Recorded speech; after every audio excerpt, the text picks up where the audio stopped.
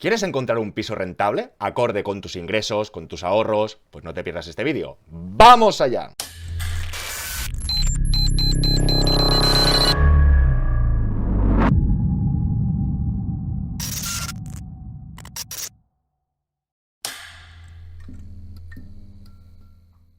Hola a todas y todos, bienvenidos al Banquero del Pueblo. Recordaros que actualmente trabajo en un banco y cuando lleguemos a 100.000 suscriptores nos veremos las caras.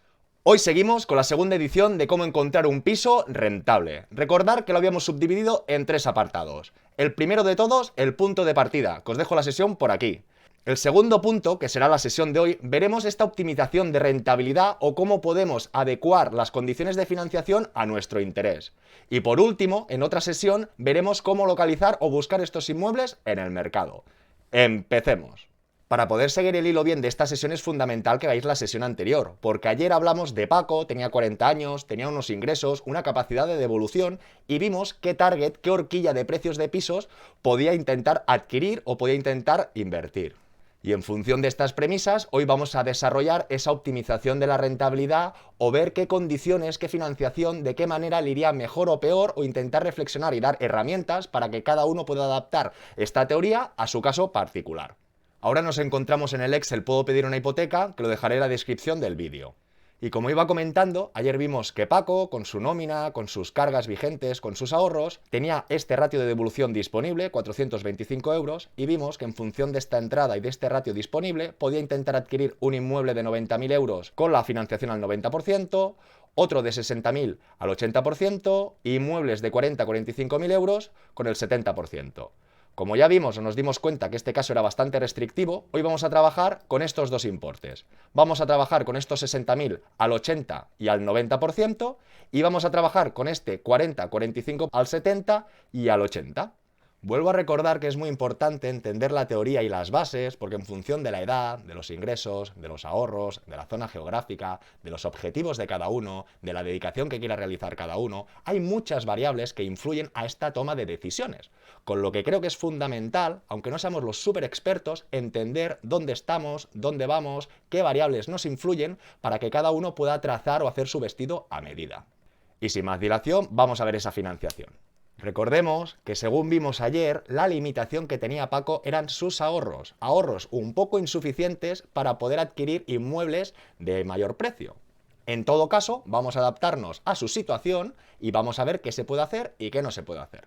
También remarcaros que vamos a dejar para el final la localización o cómo encontrar estos inmuebles, pero está claro que necesitamos un poco de conocimiento del mercado para poder hacer esta estadística o intentar sacar alguna conclusión. Es decir, ya sabéis que el papel lo aguanta todo. Ya sé que muchos me van a tirar piedras porque inmuebles de 60.000 euros realmente son muy económicos, pero el colmo sería que para un piso de 60.000 estuviéramos indicando un alquiler de 3.000 euros. Lo exagero mucho, pero quiero decir, cada uno, en función de dónde viva, dónde esté, un poco la información que tenga a su entorno, ya puede adaptar más o menos este Excel. Aquí nos encontramos ahora dentro del Excel Puedo pedir una hipoteca, en la pestaña de rentabilidad, alquiler versus cash. Es un poco fundamental o es primordial que comparemos la adquisición de un inmueble solamente con cash con los casos de hipoteca, para poder sacar otras conclusiones. Como podéis apreciar, hablamos de una vivienda de 60.000 euros, que la reforma en todos los casos será de 2.500 euros. En el primer caso solamente cash, con lo que tendrá que desembolsar 70.000 euros. Ya hemos dejado claro que no tiene 70.000, son 18.000, pero tenemos que sacar alguna conclusión previa. En este segundo caso hablaríamos de una hipoteca al 80%, que ya vemos que serían 22.000 euros, nos pasaríamos 4.000 euros, pero como he puesto el tema de las reformas, tendría que ahorrar un poquito más, en este caso Paco. Y aquí vemos otro caso con financiación al 90%, si realmente la pudiera conseguir, ya hemos visto, o vimos ayer que podía conseguir un inmueble de casi 90, o en este caso el de 60, le daría cierta holgura. Aquí gastaría 70.000 euros, 22 y 16.000. En todos los casos, los gastos son idénticos, 96 euros, 96 euros y 96 euros. Tenemos en cuenta el IBI, las basuras, seguro de inmueble, comunidad, derramas, provisión mobiliario. Aquí cada uno tendría que adecuar su inmueble. Es decir, hay fincas, hay inmuebles que la comunidad es carísima, vale 80 euros. Por lo tanto, será fundamental informarnos o tener cierta información del inmueble a adquirir para que los números teóricos, los que estamos diseñando ahora en el Excel, sea el mayor reflejo de la realidad. Pero por eso tenemos que ser proactivos, tenemos que tener cierta experiencia y preguntar mucho. Porque ahora aquí en todos los ejemplos voy a dejar estos gastos iguales. Pero está claro que un inmueble de 150 a priori tendrá más gastos que uno de 60 y uno de 60 tendrá más gastos que uno de 30. Por eso digo que hay muchas variables y cada uno en su historia, en su cuento, tendrá que adaptarlas para sacar sus propias conclusiones. Podemos apreciar que comprando este inmueble a cash, que no es nuestro caso porque no tenemos tanto dinero, ganaríamos un 8,64. 600 euros menos los gastos, 500. Aquí los impuestos no los tendríamos en cuenta. Sería un 8,64. En cambio, con una hipoteca al 80% obtendríamos un 14. Y en cambio, con una hipoteca al 90% obtendríamos mucha más rentabilidad. Esto a priori sería un caso óptimo de apalancamiento financiero. ¿Por qué? Porque comprando con todo el dinero obtendríamos un 8, pero poniendo menos dinero, utilizando un apalancamiento financiero, todo y que sea una hipoteca al 3,5, estamos viendo que no multiplicamos por 2, pero casi casi. Y en el caso de la hipoteca al 90%, sí que estaríamos multiplicando por 2. No lo podemos tener todo. Aquí tendremos 500 euros, aquí 263 y aquí 233. Pero como hemos comentado, en el primer caso son 70.000 euros, no tenemos el dinero. En el segundo caso son 22, nos faltarían esos 4.000 euritos. Pero es que en el último vemos que incluso nos sobrarían 2.000 euritos y tendríamos la máxima rentabilidad.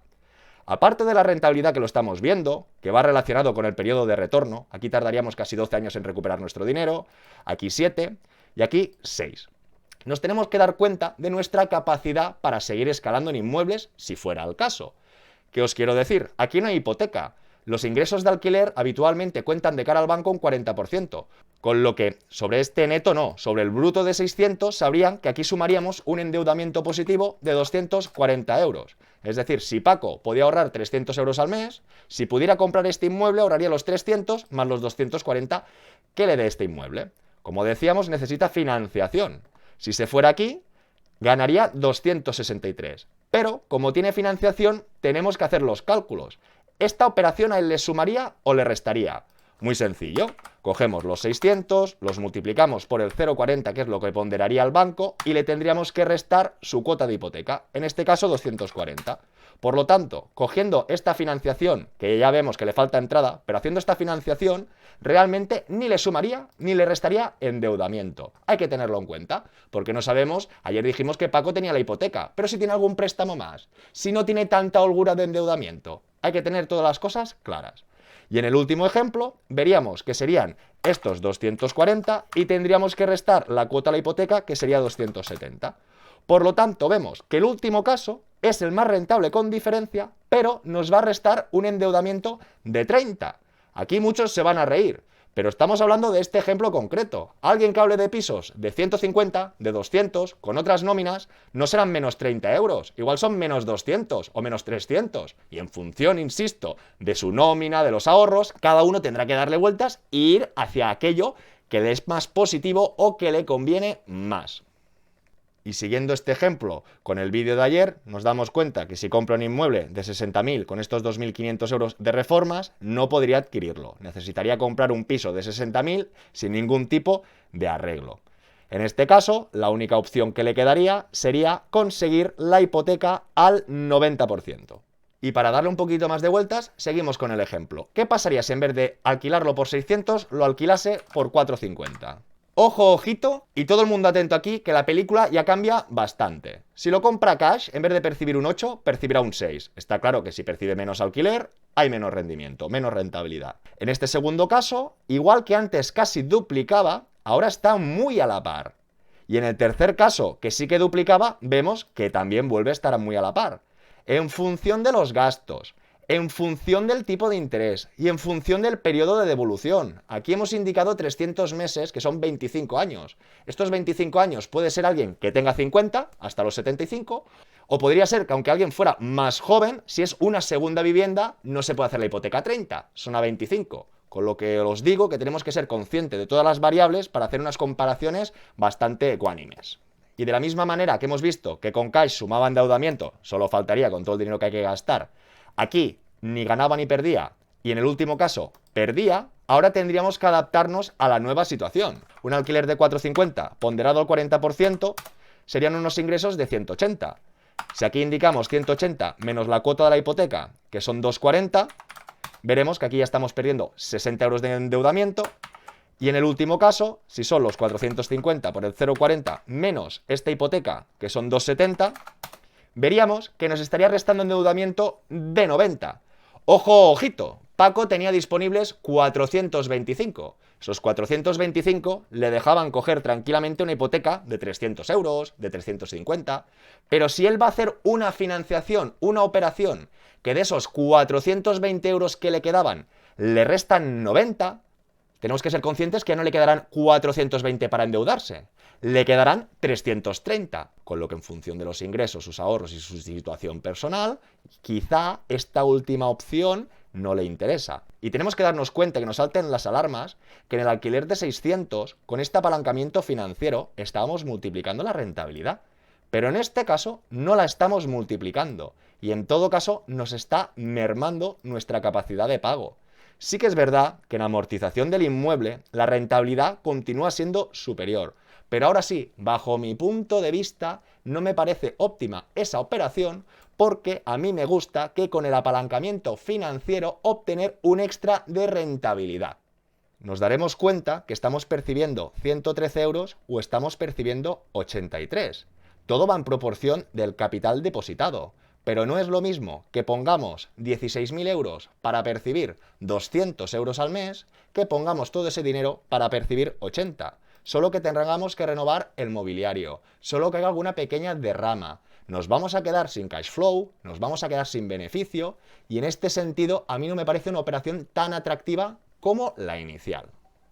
Además, que nos damos cuenta, sobre todo, que la recuperación de esta entrada es a 16 años. Alguien que quiera escalar 5 años, ok, 6, 7, 8, incluso 10. Pero en episodios de 16 años, realmente escalará muy poco y se va a tener que esperar mucho tiempo para tener el extra de rentabilidad cuando acabe de pagar dicha hipoteca. Y ahora seguiríamos con el segundo target o con la segunda opción de compra, que era un piso de 45.000 euros. Al 80% la entrada 17.500 y en cambio si fuera al 70%, como hemos vuelto a añadir reformas, veríamos qué nos pasaríamos. Si estuviera alquilado a 4.50, ¿qué ocurre? Vemos que con cash sería un 8%, vemos que aquí es un 12% y vemos que aquí es un 10%. No es el doble, pero obtenemos un poquito más de rentabilidad. Es decir, en el primer caso, él se va a gastar 53.500 euros para percibir 350. Y en cambio, en este otro caso, vamos a invertir una tercera parte y en cambio vamos a obtener la mitad del cash flow mensual, con lo que ya es una operación que me agrada más. También añadir que el periodo de recuperación, de la misma manera que en cash serían casi 13 años, aquí serían 8 y aquí serían 9. Ya no serían los 15 que hemos visto anteriormente. Y de la misma manera tendríamos que mirar el endeudamiento. Si se alquilase a 4,50, tendríamos en el primer caso en cash una suma de endeudamiento de 180. En este caso se compensaría con la cuota de la hipoteca, con lo que ni sumaría ni restaría. Y en el último caso aún ganaría 20 euros de endeudamiento. Por lo tanto, dentro de estas opciones, estas dos serían bastante óptimas, 176, 200, un 10, un 12%, la podríamos dar por buena. Y ahora, para hacer un poco de spoiler de la próxima sesión, podríamos ver o hemos localizado un inmueble de 42.000 euros, 40 metros cuadrados, una habitación, en una población cualquiera. A la par, vamos a mirar en esa misma zona los alquileres. ¿Qué pasa? Que vemos que hay un alquiler por 4,20, nosotros lo acabamos de simular con 4,50, ya vamos mal. ¿Por qué? Porque tenemos un alquiler más económico que el que nosotros hemos representado, pero es que encima es un piso más grande, con 3 habitaciones y 80 metros. Por lo tanto, ya, insisto que estoy haciendo un poco de spoiler, quizás sería algo mucho más realista y mucho más conservador cambiar este importe del alquiler y si queremos alquilarlo rápido y no tener competencia, en vez de 4,50, ahora lo exagero otra vez un poco, 3,50. ¿Y qué observamos? Igual que el piso de 60.000, si en vez de alquilarlo a 600 era 4,50, se nos desmontaba un poco el chiringuito, aquí vemos algo similar. Vemos 5,70 comprado a cash, vemos 5,26, incluso menos rentabilidad, y aquí un 5,25. nos damos cuenta que estos gastos fijos, la cuota de la hipoteca, el plazo, hace que ya no el apalancamiento no nos dé un fruto extra de rentabilidad. Con lo que vemos que el apalancamiento no da ningún tipo de fruto, ya me hace desconfiar, ya no me agrada, ya no le veo el qué. Si analizamos el endeudamiento, el primer caso serían 350 por el 40%, sumaríamos 40. En el segundo caso, ya la cuota de hipoteca sería más alta que la imputación de dichos ingresos, con lo que tendría una pérdida de 40 euros. Y en el último caso, que son 160, perdería 20. Realmente, en este ejercicio, aquí no estaría perdiendo tanta capacidad de devolución, pero volvemos a lo mismo. ¿Vamos a estar 19 años para recuperar 17.500 euros? Sí que es verdad que la rentabilidad, incluyendo la amortización, la recuperación de ese inmueble porque te lo paga el inquilino, es un 10. Pero no vuelvo a estar cómodo. Como acabáis de ver, para gustos, colores. Acabamos de ver que está claro que un inmueble muy económico con el máximo alquiler, el resultado o el fruto del apalancamiento pueden ser unas rentabilidades muy golosas o muy buenas. Pero vemos, tocando un poco de pies en el suelo, que en función de ese alquiler puede ser que la operación ya no sea tan buena.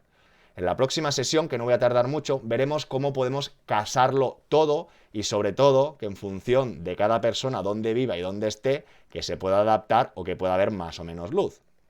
Y como íbamos diciendo, ojo, ojito, porque pisos baratos, en este caso, por ejemplo, en esta zona de Barcelona, hay muchos. Pero tenemos que ser conscientes que si hay muchos y muy baratos, tendremos otro público objetivo, habrá otra competencia y quizá el target de alquiler o de rentabilidad que nosotros esperamos estamos equivocados. Entonces ya sabéis que no hay duro a 4 pesetas. Se tiene que picar. Tenemos que buscar inmuebles económicos con cierta confianza o con un cierto margen en lo que es la cuota del alquiler. Y os dejo otro vídeo por aquí donde comentamos qué vivienda escoger, porque como muchos ya estáis pensando, habrá mucha gente que dirá, no me compro un piso de 60.000 ni loco. Y otro dirá, yo si no vale 200 no me lo compro porque quiero que esté en el centro, con metro, con ascensor, reformado. Es decir, binomio rentabilidad-riesgo. Algo menos rentable, teóricamente, tiene que ser mucho más seguro y estable o con una revalorización de futuro mucho más elevada, con un inmueble más económico, en una zona más aislada, etcétera. Con lo que el perfil o la versión al riesgo inherente de cada uno será fundamental para trabajar de manera más o menos cómoda. Dicho todo esto, espero todos vuestros comentarios y preguntas, darle like y suscribiros y nos vemos muy pronto con más y mejor. ¡Hasta luego!